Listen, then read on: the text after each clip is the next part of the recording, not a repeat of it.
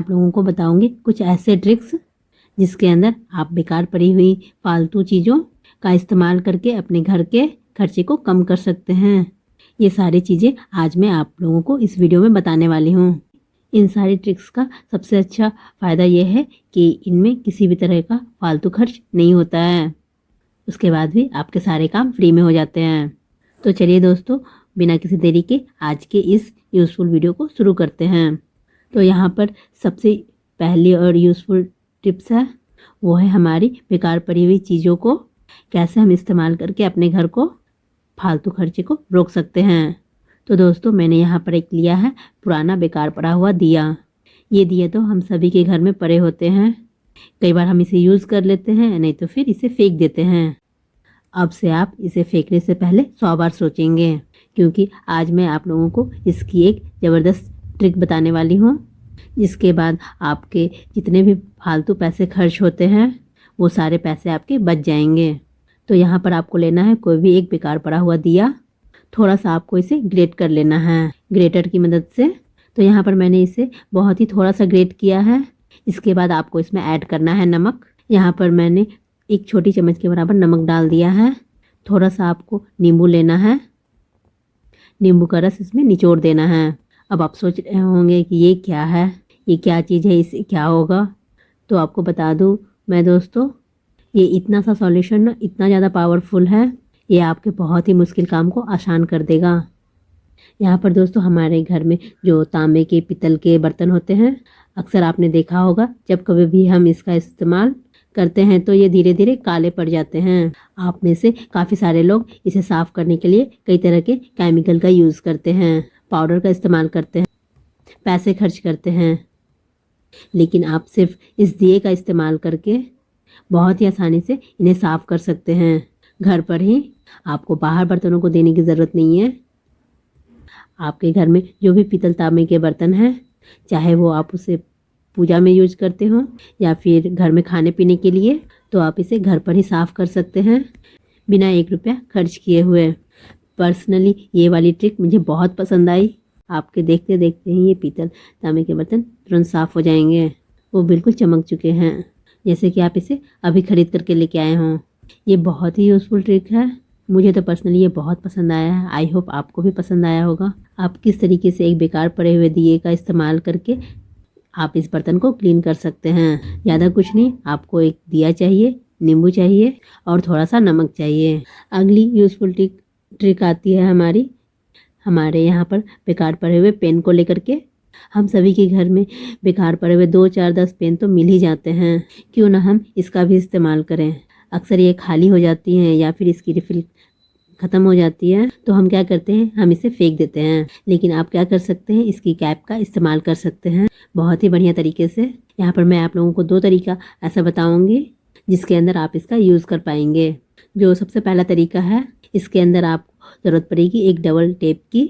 मैं इसके पीछे डबल टेप लगा देती हूँ। बहुत ही अच्छा और यूनिक तरीका है दोस्तों। आपको खर्चा नहीं करना पड़ेगा। यहाँ पर आपको अपनी वॉल वगैरह पे या फिर टाइल वगैरह पर जहाँ भी आपको ठीक लगे वहाँ पर आपको इन दोनों को लगा देना है।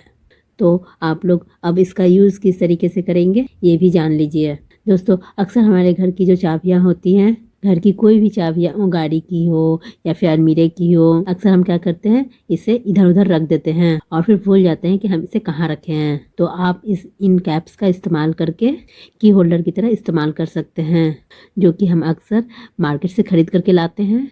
लेकिन आप इसे फ्री में ही घर पर बना सकते हैं, वो भी बेकार पड़ी हुई चीज़ों से। इसके अलावा दोस्तों यहाँ पे दूसरा तरीका ये है, मैं आपको बताने वाली हूँ।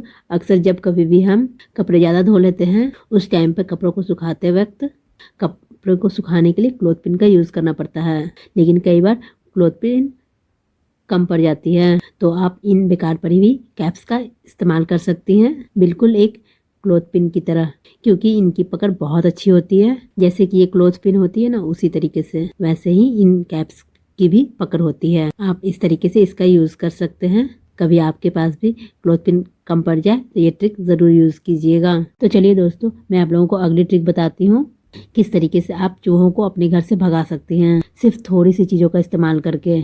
यहाँ पर हमारे घर में जो दांत साफ करने वाला पेस्ट होता है। हम सभी अपने घरों में इसे दांत साफ करने के लिए इस्तेमाल करते हैं, लेकिन इसका काफ़ी सारी चीज़ों में इस्तेमाल हो सकता है, लेकिन उनके बारे में कई बार हमें पता नहीं होता है। तो आप इसका इस्तेमाल करके किस तरीके से अपने घर के सारे चूहों को भगा सकते हैं। यहाँ पर आपको ज़रूरत पड़ेगी सिर्फ 2 चीज़ों की। पहला तो आपको यहाँ पर कोलगेट ले लेना है किसी भी ब्रांड का, और यहाँ पर आपको दूसरी चीज़ की ज़रूरत पड़ेगी मच्छर को भगाने वाली अगरबत्ती का। आप चाहे तो यहाँ पे कॉयल का भी यूज़ कर सकते हैं।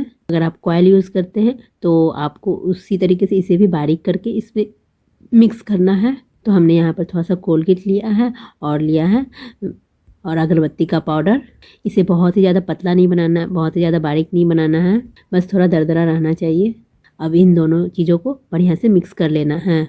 अब उंगलियों की मदद से इसे आपको थोड़ा सा लेना है। ये जो मिक्सर हमने तैयार किया है इसके 2 बेनिफिट्स हैं। पहला तो ये घर से चूहों को तो भगाता ही है, साथ ही साथ हमारे घर में छिपकलियों का भी आना कम हो जाता है। कई बार तो छिपकलियाँ हमारे दरवाज़ों के पीछे छुपी होती हैं या फिर घर के किसी कोने में, जहाँ पर भी आपको लगे यहाँ पे छिपकलियाँ ज़्यादा रहती है, वहाँ पर आप इसका यूज़ कर सकते हैं।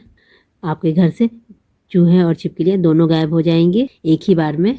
तो ये बहुत ही अच्छी ट्रिक लगी है मुझे, तो आप इसका पर्सनली यूज़ करके देखिएगा। अक्सर चूहे लकड़ी के सामान को कुतरना ज़्यादा पसंद करते हैं, वहाँ पर भी आप इसे लगा सकते हैं। अगर आपके घर के दरवाजे के पीछे अक्सर छिपकली छुपी रहती है तो आप उसे वहाँ पर भी यूज़ कर सकते हैं। अगर आपके घर में कॉकरोच वगैरह भी आते हैं तो आप उस जगह पर भी इसे यूज़ कर सकते हैं, वहाँ पर आपको इसे लगा देना है, वो भी इस ट्रिक से भाग जाते हैं। इस ट्रिक से आपको 3 in 1 फायदे मिलने वाले हैं। आपके घर से कॉकरोच, छिपकली, चूहे सभी भाग जाएंगे। तो आप इस ट्रिक को यूज़ करके देखिएगा, उसके बाद कमेंट करके बताइएगा आपको ये तरीका कैसा लगा और ये आपके लिए कितना ज़्यादा यूज़फुल है। वीडियो ज़रा सा भी पसंद आया हो तो लाइक ज़रूर कीजिएगा, दोस्तों के साथ शेयर करना बिल्कुल मत भूलिएगा। अगर आप मेरे चैनल पर पहली बार आए हैं तो सब्सक्राइब करना बिल्कुल मत भूलिएगा। तो बाय फ्रेंड्स, मिलते हैं अगले वीडियो में।